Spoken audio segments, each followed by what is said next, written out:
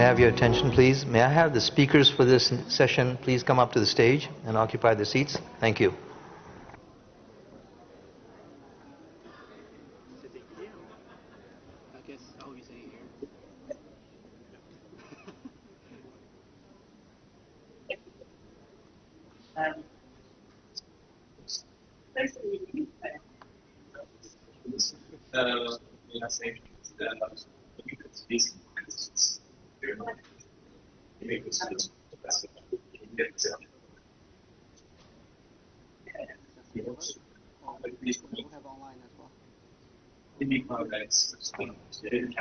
Good afternoon, ladies and gentlemen. We're going to begin now because we've got a tight schedule to follow, and our first speaker has to catch a flight out. So I'm going to be very, very brief and give him less stress to get to the airport. So let me first of all welcome all of you to this important session on climate change and the kind of role that green investment principles is playing. Just a very quick few words. We know from these programs that climate risk has become an important area that is no longer can be ignored. And as a result, sustainable investing is becoming a high priority. And it is interesting to note that during the COVID pandemic crisis, carbon emissions were down by 17%. Is that interesting? The largest asset manager, BlackRock, announced that it was making sustainable investment a cornerstone of its program of long-term objectives by allocating over $100 billion in ESG standards. Temasek itself, the sovereign wealth fund of Singapore, has announced that they will take a 3.9% stake in BlackRock to support the sustainable investing program. So this dedication is very, very strong. Finally, the COP26 in Glasgow and COP27 session in Sharm el-Sheikh, Egypt, is a testament to a commitment that the world has recognized this is a very critical area that we must not ignore. So this commitment worldwide, as you know, we all are aware, has been made. I'm not going to say any more because of time constraints, but green investment principles is a cornerstone of this program that we're talking about. And in that regard, to highlight what green investment principles is doing to support this global effort, I will turn the floor over to Cheng Lin, who works with our Secretariat in Beijing for GIP. Cheng Lin, it's yours. Great, thank you very much. I hope I can be heard. And also, thank you very much for inviting me to this event in person. This is also the first time in 4 years that I come back to Astana, and it's really nice to be in person again, especially to see old friends and new faces. Sorry that I probably need to catch up a plane, so I probably need to speak earlier. So the theme and title for this event is ESG reporting, but actually in different circumstances and different occasions it can be called differently. Someone called ESG reporting, some disclosure, and sometimes it is sustainability disclosure, or more, let's say, aligned with TCFD, can be directly called TCFD report. And now, as the International Sustainable Finance Sustainability Standard Board has been created, and they are developing the SSB standards. Probably in the future it's called a Sustainable Sustainability Report or SSB report. But anyway, I think most of the information or the message we want to get from such reports are almost identical, but there are some challenges. Everyone knows actually disclosure or information in the financial market is a very important infrastructure for capital flows and for the investors get confidence and also the integrity of the market. And in terms of green and the sustainable market, it's more so than any other types of financial markets. For example, in green, we need to know how, actually in most cases, there are requirements on use of proceeds. That is to say, you claim your projects, a project-based financial product especially so, you claim your project's green and you probably will use the funds raised through the issuance of such a product for some non-green purposes. And in different parts of the world, actually requirements could be different. For example, in EU or in some most advanced economies, they're asking close to 100% use of proceeds for green projects or purposes. But in some other parts, for example, in early, let's say, before 2021 in China, there were some, let's say, flexibility for about 5 to 10%, where you can also use that proceeds to be used as, let's say, working capital. That is the 5 to 10% may not be traceable in terms of whether or not it really used in green elements. And that's the situation for green. And in the past few years, actually, we can see disclosure, especially among the listed companies, for sustainability-related information has been growing very quickly. And in China, the case is that we are seeing a growth of about 30%. That is 1/3 of all listed companies are starting or have already disclosed information related to their sustainability and operations, at least covering some elements of the ESG. However, it is not enough. And as mentioned by Mr. Yoshinawa, actually, we are managing the green investment principles, and members within the principles are now more than 40, and actually it's 47. And most of them are banks. They are also disclosing information related to sustainability and also ESG. Sometimes it's directly called a sustainability report. And the ratio is also growing very significantly in the past few years since the creation of our midterm strategy, which is called Vision 2023. Our target for the end of this year would be close to 70%. In the beginning, the baseline was like close to 25%. So we see the progress growing very quickly and steadily. However, it is not enough, as I said. We still want the pickup of the disclosure, ratio of disclosure, number of disclosure, and the quality of disclosure by the financial firms and also the issuers of the green financial products.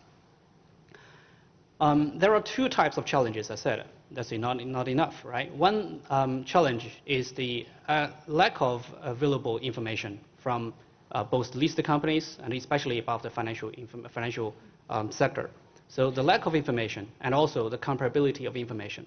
That's been widely recognized as two major challenges for many data users. I guess with us today, we have a lot of maybe asset managers and maybe financial regulators as well, who are very much looking into this data in very details. For a regulator, I need to know which banks and which financial firms are more resilient against the different kind of risks, including climate risks. And for asset managers, they probably want to identify the best asset investment targets and products, but they also need to know the underlying data. But if the data are not available, or if they are available but actually are not consistent or not comparable, that's equally a problem. So they need to do something. And with that in mind, we can see there are more actually demand coming from green and sustainability disclosure. Transition finance. As mentioned by Dr. Ma Jun in previous session, transition finance has been agreed as a global consensus in the G20 Leaders Summit in November last year held in Bali, Indonesia.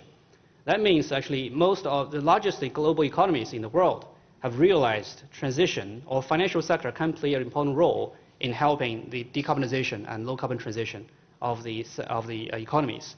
And comparing to green finance, transition finance will need even higher quality of disclosure, because comparing to green, which is a state, while the issues of such a product, transition is a process. So that need information more related to the KPIs, more related to the methodologies underlying that, and also data used to underpin those methodologies and also the KPIs. And this information would be highly required in the financial market if we want to realize the carbon neutrality goal by a certain time. For most advanced economies, 2050. For the Kazakhstan, China is 2060. And the Paris Agreement is asking us to reach net zero by globally by 2050. So if we want to do that, this information is needed to help the financial sector better support the real economy to decarbonize and also to scale up the transition finance sector. And one way to do that actually is to enhance capacity building.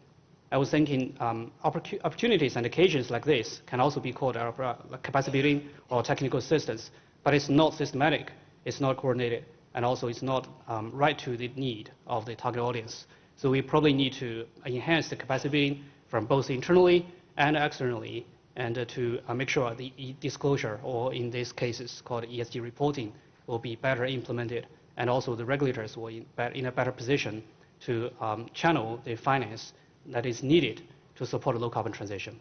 Thank you, Mr. Yoshinawa. Thank you, Chenglin. I know you have to rush to the airport, so that was short and sweet. Thank you very much, to the point. Have a safe journey. If you have to leave, feel free anytime, okay? Our next speaker, I'm wondering, Aigul, going to be online or online? Okay.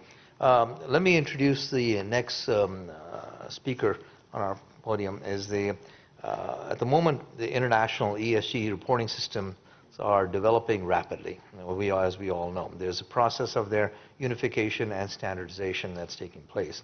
IFRS is establishing a unified standard for ESG reporting.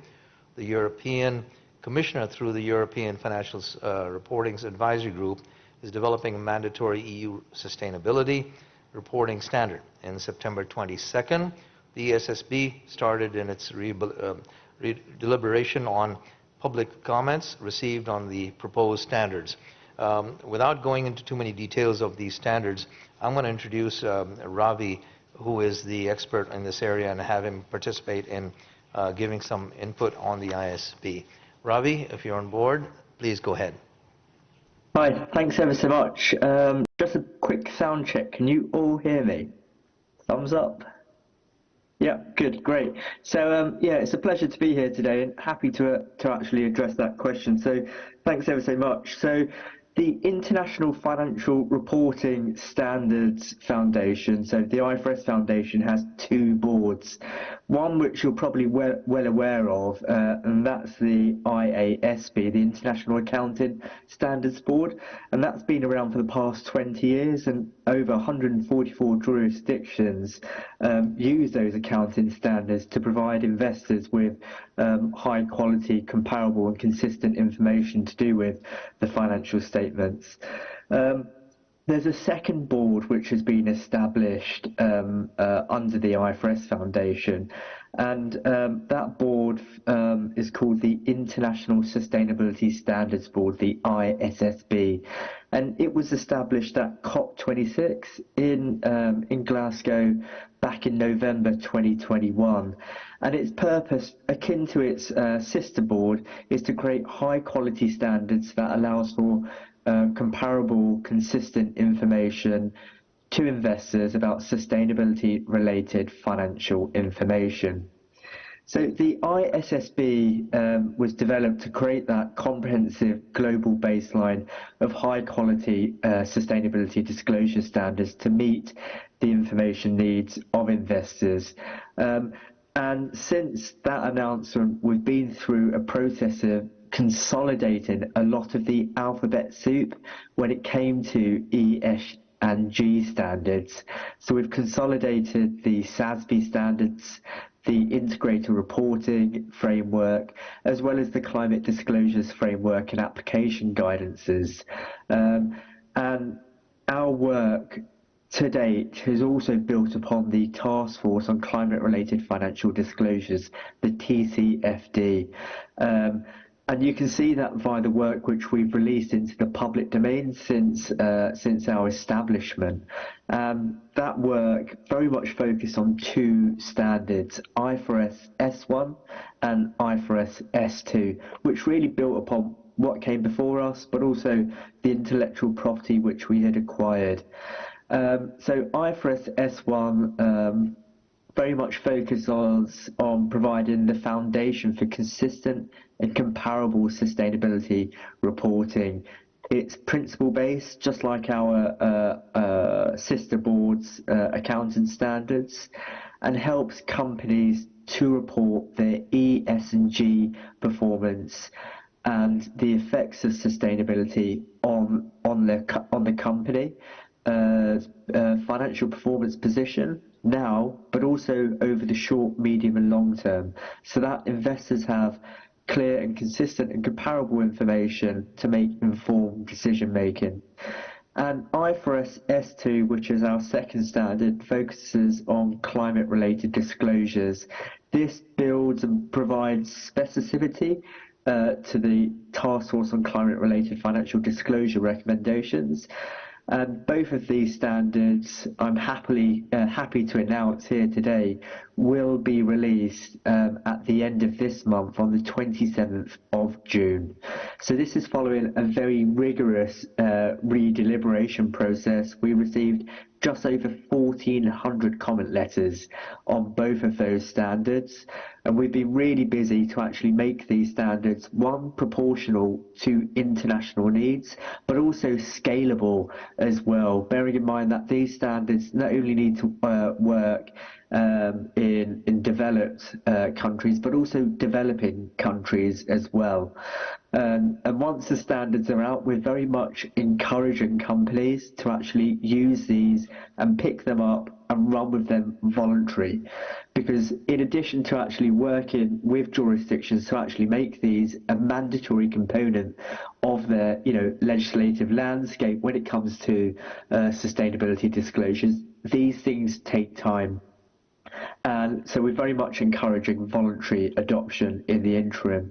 And before I hand back to you, I just want to stress the importance of the role of the ISSB in capacity building.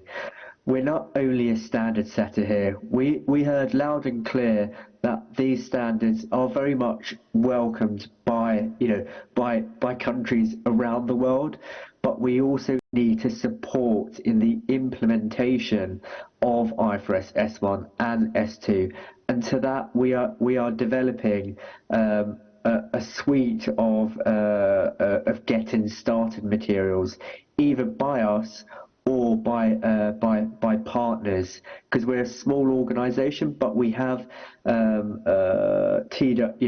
we have created partnerships with leading organisations out there, including some of which are on the line today, to very much create this capacity within the system to allow investors to get the information which they need. So at COP27 last year, we had created the partnership framework, and to date we just have over 30 partners working with us to actually create that necessary ecosystem to level the playing field on the appropriate knowledge to get people started on IFRS S1 and IFRS S2. So thanks ever so much. Thank you, Ravi, and thank you for the update on the capacity building, which is very useful. It's not easy to get this area with uniformity, given the kind of variations that we have from country to country, and one shoe size obviously doesn't fit all. So thank you very much, Ravi, for the update. Moving along quickly now to our next speaker, we have David Carlin, who, from financial regulators across the world, as you know, are intensifying their focus on climate risks, both the physical risks of climate change, such as extreme weather, and the risks associated with companies to maintain in a net zero economy. It is my pleasure to update you on how David Carlin is going to be giving us an explanation. David, what can you tell us about the further refinement of the TCFD requirements there, update globally, and the most prevailing challenges in implementing TFD recommendations? David, if you're on, please go ahead. Great, thank you. It's really a pleasure to be here. Hopefully you can hear me all right. And yeah, just to start off, I think the work that Ravi and his colleagues are doing obviously is absolutely instrumental to the TCFD development in many ways. The climate-specific standard of the ISSB is the further elaborated and successor to the initial requirements that were developed by that task force back in 2017. In addition, what I would suggest thinking about from a regulatory standpoint is the adoption of mandatory standards and how that has really been a bit of a game changer for institutions around the world, because what it's done is it's improved the standardization, the comparability, and overall the usefulness of the disclosures themselves. One of the big challenges with disclosures has been that, unlike financial disclosures, what we're looking at, how we're considering who is leading the way to transition, who is lagging behind, who is exposed to significant risks, who is preparing well for those risks, has been hampered by a set of incomplete information and, in many cases, lack of transparency around the calculation methods and disclosures. We're starting to see that change now, both with the development of standards as Ravi and his team are working on, and also through the mandates where we're having all of the institutions under a particular requirement be expected to report. And what I like to talk about this as is moving from what I'd call the sort of defensive phase of reporting to meet that requirement to now beginning to see a beginning of that offensive phase of using information from your portfolio companies, from those that are your counterparties, to begin making better decisions about both how to support them on their transition journeys, how to mitigate your own climate risks, and also how to take a more systemic view of the ways in which climate will affect business models as will the transition. And so I think from a supervisory standpoint, the big call out that I would make is not only about how individual institutions are doing this, but to really draw that perimeter around the system as a whole. Systemic stability is such a critical part of how a financial supervisor's mandate functions. And so it's not sufficient simply to look independently at each institution.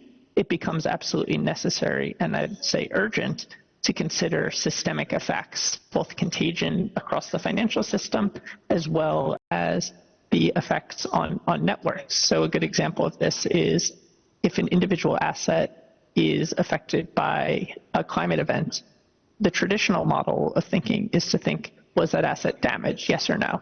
But a broader and more relevant element to think about is, what are the indirect effects? How are the effects on the roads that the goods from that company will be shipped on? What about the communication systems that workers will use in order to conduct that business? And so those nodes and connectors in a system are really what becomes important for a financial regulator to do and explore.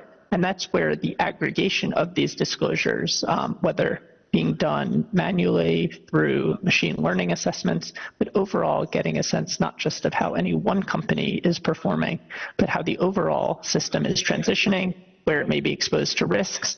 These are the kinds of more subtle distinctions that need to be made and need to be done to ensure that risks are effectively managed, as well as that opportunities are seized and that the transition is accelerated to the pace necessary in order to limit warming to a safe level. And so I think that this work is really foundational in that regard, and I think the continuing expectations around mandatory standards, the increasing use of disclosures for decision making, and the consideration of the perimeters of that overall financial system are all going to be really important factors in the year to come.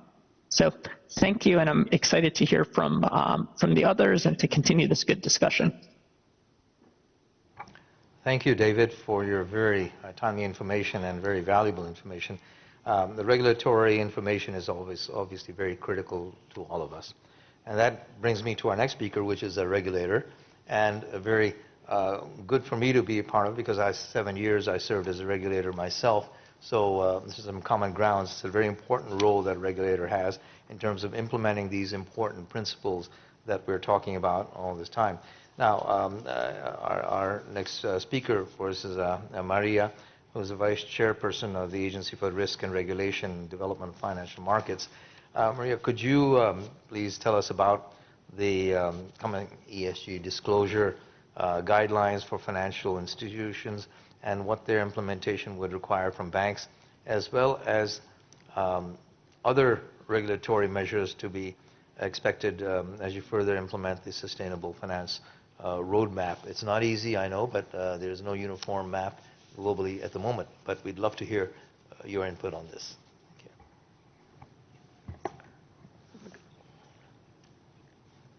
Благодарю за предоставленную. Thank you so much for the word given. For Kazakhstan, ESG becomes the policy, and this question on strategy and its implementation, it's probably one of the most important questions for today's regulators. And colleagues have already mentioned that this ESG principle transit should be done step by step, taking into consideration all the risks that can appear here. and the agency, together with the market and with state authorities, we have accepted roadmap on ESG principles implementation at the financial market of Kazakhstan. This roadmap consists of the key initiatives in sphere of sustainable development, and within the framework of this roadmap we have adopted the key document that is called on this guideline on the information disclosure, and this document has been designed and developed for a long time. So this ESG disclosure guideline for national institutions was devoted to the combination of the best practices together with the international financial company corporation. AFC played a key role in preparing this document, attracting the leading experts in sphere of ESG. And we used 6 key standards on reporting when it comes to sustainable development, the global initiative on reporting, and the standards in sphere of sustainable development, International Council on Integrating Reporting, and the materials of the work team on disclosure information, which is in connection to the climate according to the international standards of sustainable development. So in general, we also use the materials to prepare the new standards of information disclosure in regards of climate. If we discuss the structure of this guideline, mostly we're talking about disclosure of non-financial information of financial institutions by the second-tier bank, as well as the managing companies, insurance companies as well, etc. So here we have 3 blocks of information that we would like to publish, according to which to publish this information. First of all, to be able to compare it, and as other previous speakers mentioned, these 3 blocks, that is identification of ESG information, ESG factors mentioned in corporate governance, and the first block, the information is being disclosed on the ESG factors that can become very significant and consistent for the company, and we try to identify each factor of among those. And separately, these factors can be the environment, climate, employees, responsible lending of financial products, and expanding the access, all the principles and guidelines, and in managing the ESG principles. The second block starts with the structures, business processes of the financial organization according to the ESG factors. Also, we include here the strategy on managing ESG risks and the quantitative and target indicators of financial organizations. And the third block includes the information and commitment to the questions of the corporate governance and the ESG principles. Now, financial organizations will be able to use this document to prepare the publishing of the report on evaluation of the impact of ESG factors based on their annual report. And this year and next year, this document will not be mandatory for financial organization, but since 2025, we plan that this document is going to be mandatory and must be published by all financial organizations. Additionally, what else would I draw your attention to? Our recommendations consider the description of key standards in sphere of sustainable development, and we try to include into this list the main key indicators of ESG, and to have this comparative analysis of those indicators in order to provide this chance to our financial organization to simplify their life, basically.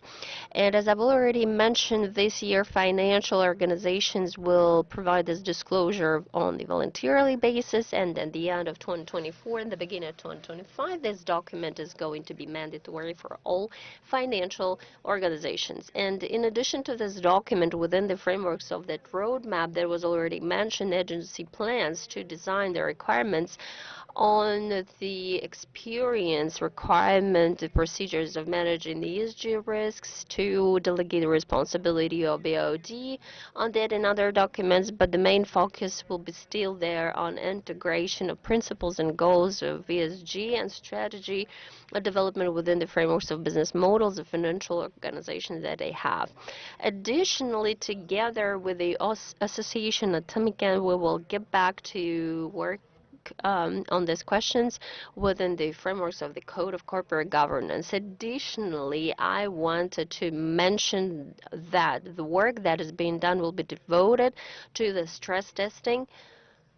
These are the main aspects of that roadmap that we have identified for ourselves for further implementation of the standards. Thank you.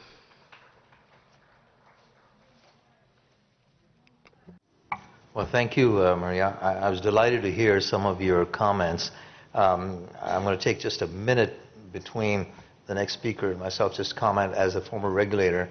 I endorse fully what you have just now said. I was in a meeting with ex-governors in London not too long ago, and we talked about what should be done in this area. And the central banks, of course, core function is price stability and financial stability.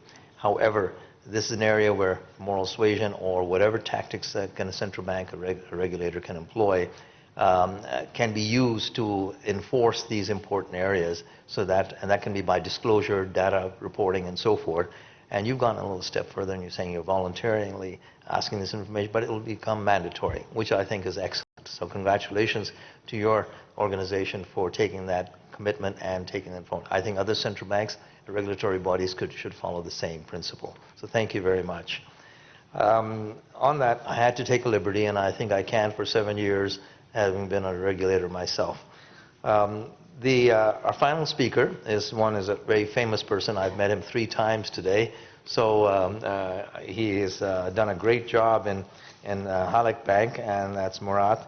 And he is, without going into too much on his background, because he's known already, he's won an award also, so everybody knows him.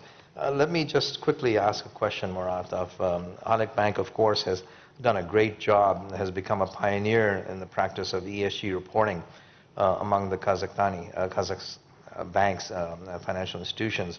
Its leadership among the domestic financial institutions was confirmed by an ESG rating assigned to the bank as well by MSCI. So not much needs to be said there, but I will ask a question from Murat, is that given that the bank, back in 2020, Halyk was the first bank to undertake disclosures in a separate ESG report in line with CSGRL. Could you please share your experience in improving ESG disclosures that you have faced? Yeah. Thank you very much. First of all, I would like probably to thank organizers of Astana Finance Days that's putting such important topic into the agenda. And I see also that there is a lot of interest from participants, and I see that the hall is full, so it's very, I think it's very encouraging. So as you see from these introductory slides, we as Halyk Bank are turning 100 years this year, and we think that ESG is something which would assure resilience of organizations, of our organization, while we jumping in our second century.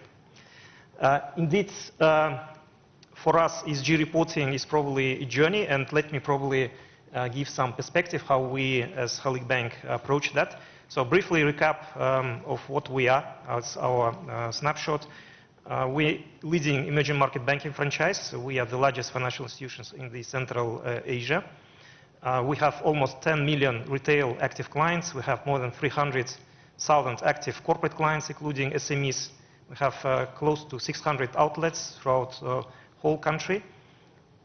We have listings at Kazakhstan Stock Exchange, AX, as well as London Stock Exchange since 2006. We have more than 30% of the market share, and our ratings are the highest among Kazakh local banks without foreign participation. And they, 2 of the rating agencies putting us into investment grade category, and we at or close to sovereign ratings. This is the snapshot of our group structure. So as I said, I presented the information about the bank on the previous slide. We have a number of subsidiaries. We have 2 insurance subsidiaries in general as well as life insurance. We have brokerage subsidiaries like Halyk Finance. Our colleagues are also present here. And it is important that we have also foreign market presence. The largest subsidiary from that perspective is Tenge Bank, which is our subsidiary in Uzbekistan, and we have also presence in Kyrgyzstan and Georgia. And by the way, since this year, our subsidiaries will be publishing their own sustainability reports, also ahead of the regulatory requirements. Here we are showing the history and evolution of ESG in our group. As I said before, we have listing at London Stock Exchange since 2006. And since that time, as a part of annual reports, we were preparing the corporate social responsibility report.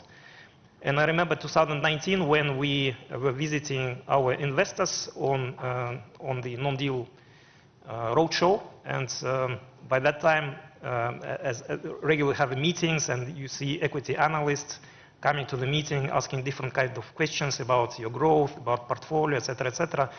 And at one meeting, the equity analyst said that I have my colleague who is a sustainability analyst, and he has his own questions. At that time, we learned about the sustainability, about ESG, and the fact that this is becoming important topic to our investors as well. So once we return back to Kazakhstan, we start working on upgrading our reporting. And since 2020, we start publishing our sustainability report according to GRI standards. So we already published three of them, and this year we'll be publishing the fourth report already. Also, January this year, we joined United Nations Global Compact. So we became the signatory, again, the first commercial bank in Kazakhstan, and we'll be reporting, starting from next year, our compliance with 10 principles of UN Global Compact. Again, due to requirements of London Stock Exchange, we'll be incorporating TCFD reporting elements in our sustainability report, and we will be doing that already this year. And it's glad to hear from Maria Jamalovna that the agency has already approved the regulations, so we also put that in our timeline of history and evolution for ESG. So this would be becoming the important element of our, let's say, compliance framework. And we're also hearing a lot about IFRS, ISSB, so these additional reporting elements, reporting requirements, we also need to take into account going forward. On top of that, as you know, since 2021, Kazakhstan has adopted environment codes. The green taxonomy has been developed. We have yet to see how the green taxonomy will be incorporated in our banking regulation, because we think that it's also an important element. The national strategy for achieving carbon neutrality until 2060 is an important element also for our clients. We heard yesterday that KMG also disclosed certain targets with regards to reduction of the CO2 emission. So these elements we also would be incorporating in our strategy while dealing with our clients. And we know that at some point of time, the regulation would be developed to the level when there will be requirements for stress testing, which needs to be done on our credit portfolio, because we are a larger corporate bank. We also need to take that into account. We do not have, let's say, too much journey probably ESG path so far, but it's glad that we already had some achievements there. So we got a couple of awards from Asia Money on the Best Bank for ESG and Best Bank for Diversity Inclusion, December last year. Our report has been acknowledged by Kazakh Stock Exchange and PwC as one of the best examples in ESG reporting in Kazakhstan. And again, we joined UN Global Compact, and we actually have MSCI ESG research rating. It has been upgraded from single B to double B a couple of years ago, and we're working on our next target to bring our ratings further up. And obviously, one of the important elements in that journey would be the further progress on our reporting. Since 2022, we incorporated ESG in our sustainability, in our corporate strategy. We have chosen 11 out of 17 SDGs in our strategy. We have developed the Sustainable Development Action Plan for next 3 years. We made certain upgrades in our corporate governance. We transformed our social issues committee into Sustainable Development Committee, and we worked to bring a number of policy documents in the bank. So the whole job was done during 2021, 2022, like working on sustainable development policy, corporate governance code, anti-corruption, environmental policy, some documents related to our staff, on personal data collection, code of ethics. And this year we hope to introduce the responsible financing policy. This is currently a work in progress. Here you might see what elements are important for the entities who are ranking other institutions like us in terms of the reporting. So it is important that all these rankings are looking at the quality of disclosures and the quality of documents which you're incorporating in your working framework. So why you think ESG would be important for business? We as Halyk Bank see clear 4 distinct benefits. One is increasing investment attractiveness. I already told our interaction with investors, and we already saw that without proper ESG policy and progress at one point of time, we would not be interested, we will not have interest from our investment community. So this is one of the important elements. We see that energy transition, the transitional risk, physical risk are becoming more and more important elements which we cannot ignore because, again, as I said, we are one of the largest corporate banks in Kazakhstan. So we currently are in the process of incorporating ESG elements in our risk management policy. So we'll be incorporating ESG factors while we'll be approving the credit facilities to our clients. Regulatory compliance, and here I would split between the regulatory compliance under Kazakh standards, basically from our regulator, as well as requirements from stock exchanges. As I said, we have a listing on London Stock Exchange, and we see that increasing requirements for ESG reporting from stock exchange as well. And customer employee loyalty, we saw a lot of enthusiasm from our employees, while we see that we're introducing the green office policies, employees see that we are working on ESG, and we clearly see that it's making feel of our employees better, and we see that it might be a differentiating factor also in the HR policy, and as well as clients. So we as the customers, we want to see companies with whom we are dealing, which products and services we're consuming, want to see more sustainable, more cautious approach from ESG perspective as well. So we think that it's also an important element of ESG benefit. A few things about our footprint and impact. We have more than 14,000 employees in our bank. We have more than 70% of women in our headcounts. Among senior and middle management, which constitutes 11% of total number of employees, percentage of women is still high, it's over 60%. And we as the bank first wanted to work on the direct impact, so those things which we directly do as the bank, and these are results for 2021. We'll be publishing results for 2022 while we'll be issuing the sustainability report for last year. So for 2021, we managed to reduce scope 1 emission by 9%. We increased the water consumption by 10%, but we at the bank are not at the first place consuming water too much. That was one element of people returning back to the office. And secondly, we were expanding our business in Turkestan and Aktau. And those who in Almaty knows that next to IFD, there is a new big square called Halyk Square. It's between IFD and Astana Theater. So this nice square is built completely by Halyk Bank and all the expenses, including water consumption, is on our balances. So it's also considered as a public good. And we managed to reduce the plastic consumption by issuing the plastic card by more than 5%.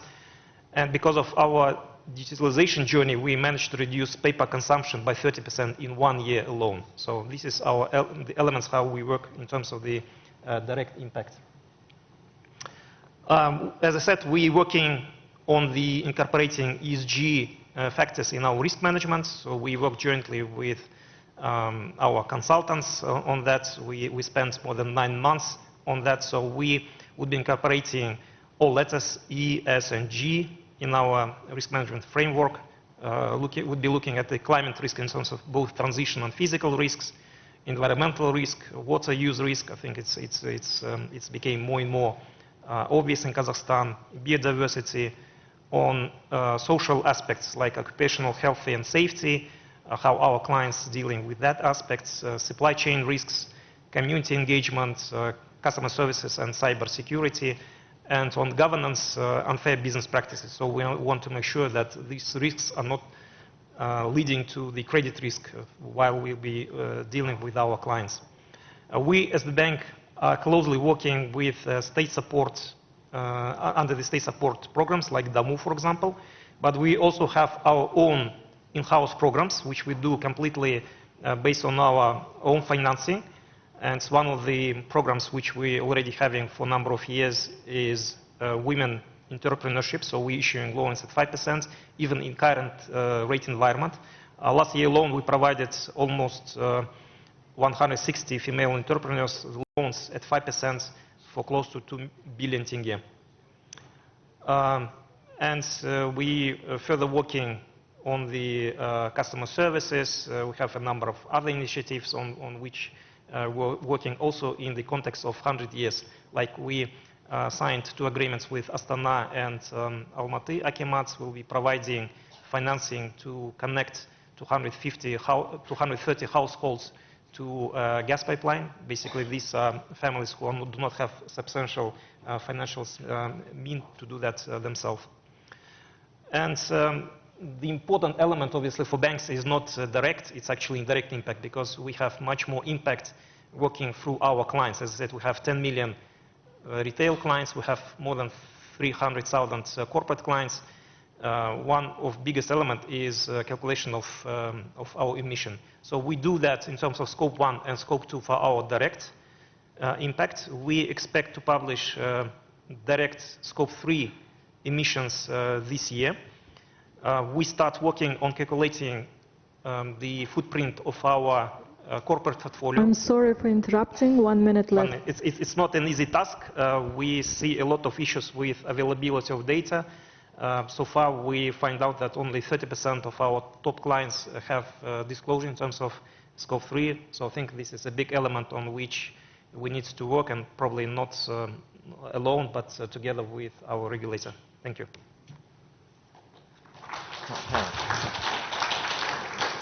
Thank you, Murat. I wish we had 10 more minutes, because I think you've done a great job in the process that you've entered. And as an example, other banks could certainly follow the lead in the progress you have made. So congratulations. Very quickly, we won't have time, obviously, for any questions, but I want to wrap up by saying the transition to a net zero economy is the greatest collective endeavor that we all have.